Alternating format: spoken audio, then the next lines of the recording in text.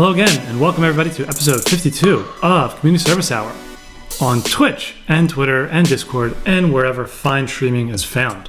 Number one, big change from OpenSea that everybody who makes NFTs needs to know about so you don't get demonetized. So if you haven't heard the latest news, everybody using OpenSea this month will be demonetized. You're not going to receive any royalties for the things you sell unless you do this one special thing. And that is, you need to block people from buying or selling your NFT on competing marketplaces as per OpenSea's requirements. OpenSea has a list of other marketplaces out there. If you don't block them, OpenSea blocks you. So there's a lot of ways to look at this. That's very aggressive. They're holding your money hostage. If you have royalties set up on your smart contract, they're not going to pay you. It's so bad that even if you launched your NFT and minted it on OpenSea after November 8th, they're still not going to pay you. Even if you use their own default button, they're not going to pay you because their own project doesn't support this. Or are they actually like delisting your project if you can find it somewhere else at the same time? Not delisting, just demonetizing. The royalties specifically? Yep, you will not get royalty payments on those NFTs. Okay. It's annoying, but it's not as aggressive as completely delisting it, which is what I thought you were saying. That would have been even more painful.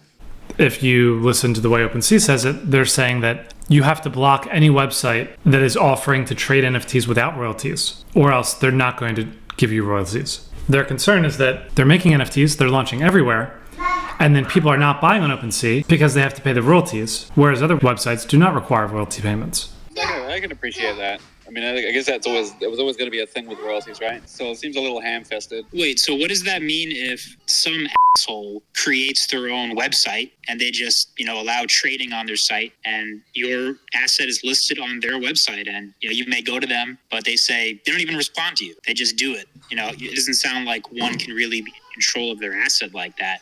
That sounds like a gross overstepping of assumed responsibility for the NFT creator. We can't control all of the internet not selling our asset or listing it. Well, the default way that OpenSea is asking you to do this is they created their own ban list, and they want your NFT contract to subscribe to the ban list, which means that for all of the new NFTs created, anytime anybody tries to sell them or transfer any one of them, it's going to ask OpenSea, is this allowed? And then OpenSea, if they have flagged this marketplace as not allowable, then the transfer is not going to go through. It's interesting. So it's in the smart contract, you're saying? Yeah. And how do you implement it inside the smart contract if you created the NFT outside of OpenSea? You just used OpenSea to launch it. You didn't actually use their smart contract to generate it. So here's an example. I have a client right now working on this exact problem. They were having this smart contract ready to go. They can't launch right now because if they launch, they're not going to get royalty payments. We had to add in this backdoor for OpenSea to allow them to nix any one of our sales, any transfer. What does it look like? They dropped the code implementation. Most people don't know how the hell to do that, what you did. So we're only talking about people that are making their own NFT smart contracts. Outside of OpenSea and bringing it in. That's what we're talking about. That's right. Now also, if you wanted to launch it using the minter in OpenSea, that they don't even support their own minter anymore. What? Because their own contract, they came out with this policy very quickly, and they themselves don't apparently have enough smart contract developers to launch their updated open store, at the same time. I don't understand that. I'll show you what the implementation looks like. To be honest, adding this backdoor for OpenSea is not too difficult. You import one contract from OpenSea. It's called Operator Filter Registry. Okay. Sounds scary. Initiating operator filter registry. That's right. Now. And then you have to add these functions in. It's a copy paste. It adds this one little thing in there called only allowed operator approval. It's a third-party blacklist. Blacklist? Yeah, that's what it is. Now you can override it, probably. And OpenSea says that they will review on a individual basis. Those people that are left are going to manually review your smart contract to see if you've implemented this in a different way that's acceptable to them. If you implement it in a way that is not acceptable to them, then you need to redeploy your NFT. Oh, lucky us. Yeah, lucky you. They also said their best strategy, the ideal situation for them, would be for old NFTs that were launched before today to be wrapped, to wrap all of the NFTs to prevent anybody from trading them to people they don't want you trading them with. Wrap them in what? Do they just mean wrapping it inside another Ethereum token? That's right. So you would have one token in Ethereum wrapped by another token on Ethereum, but the wrapping token has these restrictions on transfer. What do you think of that? Do you think that's a good solution? Good compromise? First of all, it's interesting. The code-wise, they've not given you too much to worry about. I mean, there's not a lot of code. The two problems I have are, one, the experience is terrible. You shouldn't need to go study these things. So if you're just using OpenSea to launch, if you're going to do that, they should at least make their own damn smart contract work. The second concern I have is OpenSea is what, 99% of the market? When someone who controls 99% of a market tells you we're going to demonetize you unless you stop working with our competitors, that's a problem. You know, we have laws and regulations against that. And isn't this the Web 2 that we're leaving? Isn't it the whole point of Web 3? It's absolutely wild. It's the irony of the whole conversation is a little on the nose. No offense to individuals that live in San Francisco, but I always call this the San Francisco Machiavelli business plan. Companies in San Francisco just do the making platforms, squeezing people, doing anti-competitive breaking laws all the time. This is just yet another example.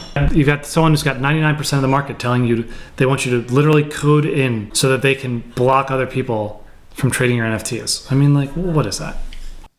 One way to think about it is this better than what existed before? Like, it's not utopia, but is this better than what digital artists were doing before with their art? For artists, they weren't selling art before, so anything is better than 10 years ago. Good point. And I feel like that there's a fairly consistent modus operandi in the Valley where it's get a bunch of users, freemium. It's easy to use. You don't have to do any work. You don't have to think. Just bring on over here to our powerful proprietary platform until network effect starts to kick in, and then we can dictate based on the fact that if everybody's using our thing. And so the ease of use that we originally offered in terms of implementation is now the ease of exchange based on the fact that we have all the users, So in the notes you wrote a question, is this an antitrust violation? It definitely meets the criteria for antitrust in spirit. The question is, does it meet it in fact? And I would argue that NFTs probably aren't recognized as an industry from the standpoint of FTC. And we have to let OpenSea speak. They didn't show up on this call, but they're saying creators are getting screwed because when people are trading on other marketplaces, creators are not receiving their royalties. And when they trade on OpenSea, they are receiving royalties. Therefore, by implementing this rule, they're squeezing out the people that are not paying royalties to artists. That's their argument. My question is this the Web3 that we want? What do you think, Dot? Hi, guys. I think breaking composability isn't something anybody ever wants.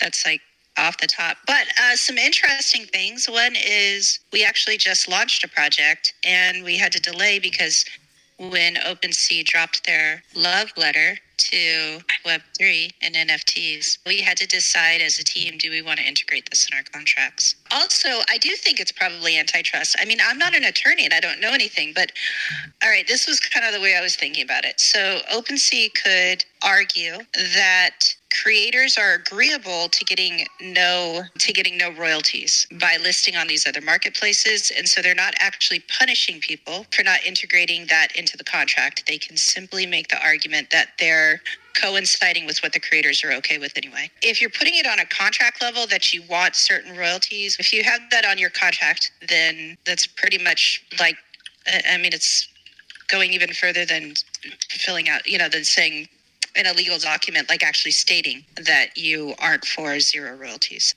But I think it could be anti-competitive. We're not going to honor that unless you put in this hot garbage. Then seems anti-competitive. Those are my thoughts. Argument-wise, I don't think their OpenSea's argument makes much sense about supporting they're doing it for the artist when it is the artist who would get punished if they don't comply. They just restricted by only selling on this one platform when, they may still benefit from their asset being traded around and gaining popularity, even if, they don't get all the royalties up front. Yeah, I see the artist as being held for ransom as opposed to it supporting the artist solely. I think the artist should have the choice to subscribe to it. And if the artist wants to get hosed by, people circumventing royalties by having it listed somewhere else, I don't think OpenSea should punish the artist on their platform. I think they should just let it be and say, okay, well, you're going to miss out on some funds, but if that's what you want, we have this fancy blacklist feature here that can support you, and let them have that choice instead of forcing it upon them and punishing them. Well, I think it's really interesting that, like, this is a design decision some team at OpenSea made, and they probably considered different options, but they went for this one that's, very, very gangster. Hey, I have a question about, and this might be something that is more on like the legal side of it, but as of today, is there like a clear precedent in the representation of who the actual artist is by proxy of what the address that minted a particular NFT or art piece or anything that's listed on OpenSea? There is. We use EIP 173, contract owner, and that was also co-written by co-founder of OpenSea. Cool, thanks for clarifying that. Yep. Oh, we have a cool idea too about how we can make set approval for all a lot cheaper. That's a new standard I'm also working on. So this is a trick. This would be an extension to ERC 721. Every time you switch to a new marketplace, you need to run this function called set approval for all. So if you want to use Blur, you need to set approval for all. If you want to use OpenSea, you got to set approval for all. Everybody's got to run this. The solution is to make set approval for all cheaper, a lot cheaper. Here's how you do it. You have a new function which does set approval for all using signatures, using messages. So we use an EIP 712 solution to sign a message to call set approval for all. And that means that new NFT contracts would support this extension to ERC 721 or 1155 or even ERC 20, because this also helps OpenSea and Seaport. This helps everybody. This could be the next era of tokens on blockchain. Can you break it down for me as if I only followed 50% of what you just said? Got it. Have you ever traded NFTs on OpenSea before? I have an entirely overflowing hidden folder that I will leave to my children one day. When you click on OpenSea or before you list it for sale, you have to click this button called approve. Yeah. Set approval for all I'm tracking on. So when you click that button, set approval for all, it is running a transaction. That means you have to open MetaMask and you have to click approve, and it costs money to send that. Right, because you're logging it. And I understand passing up a signed message. Instead of paying money, this goes on, it goes on blockchain, it's public. Instead of that, we have a different thing where it's a message instead. So you would sign a message. The signed message does not need to settle on chain until when you actually want to sell your token. That's different than today. Today, everybody knows OpenSea. You go to their website, you click set approval for all, and everybody's clicking set approval for all the time on OpenSea. It's pretty rare that you would set approval for all for a new contract. Like you're just like switching to X2Y2. You would have to click set approval for all like a lot of times to start trading on X2Y2. Here, that doesn't happen. You don't have to pay gas. Instead, you sign a message. Okay, yes, I understand that. Kind of. Sort of. And then once we launch it, everybody has to support it because it's cheaper. It's better. How do royalties apply in your system? It sounds like you're bypassing it in some way, but do royalties work, or how would they work? How would it be different applying royalties in the system you propose? This system is a brief optimization for set approval for all. It does not change how royalties works. If they updated their website just a little bit to use this, then it would be cheaper for people to trade on OpenSea. Okay. I actually have a question about, I'm going to call it would you call this like an extension to ERC 721? Yes, it is. Okay, I have a question about your extension. Right now, it's kind of hard for people to loan NFTs back and forth without kind of giving custody to another contract, right? Right, loaning is special. Yeah, do you think that this would help functionally people being able to loan NFTs back and forth? This will help specifically if you're going to be transferring into single-use vaults like a Gnosis safe or something like that. A lot of the way that smart contracts are built, usually there's this one big smart contract and everything goes in there. That's how it's currently done. But if there's going to be a different thing where there's smaller vaults that have their own rules, this would be very helpful for those. Because here's my thing. I'm just like there's some really powerful gaming guilds that would back something like this because it really helps as a use case to, create like non-custodial loans and trading. The extension's cool. So how do we do it? Like, how do we help? I have the idea written up and I have, I can get this done, but I don't launch things without partners. And so I will need to have a major marketplace as a co-author or, lined up to do this. Cool. There you go. How would all of this be settled offline? So the only thing that's settling is the set approval for all. The easiest way to sell this to X2Y2 would be, say, when somebody comes to your website, instead of them making click 20 times to set approval for all, you sign the messages 20 times, and then you make one transaction. It might cost $2 or $1 instead of like $20, $1 times 20. So basically anybody that's using it is going to implement the sign message on whatever interface they have for their users. Right. Okay. It's really good for new marketplaces because they have to convince everybody. They have to send money 20 times to get their NFTs onto their platform. That's a big ask. Like, hey, we're a new website. We've never done anything for you. We want you to click 20 times and send money each time. Right, but why is it 20 times? Because if you have 20 different kinds of NFTs in your wallet and you want to sell them all in this marketplace, each one of them needs to separately be approved. I'm surprised I didn't get hammered on this call by the artists saying we want royalties and, we support OpenSea. I'm just surprised. I think definitely want royalties, but I don't know. I guess there's an argument for them being dumb. But I think breaking composability is really crappy. So I don't know how many artists feel that way, but I think a lot of contract creators feel that way. So project or NFT creators feel that way.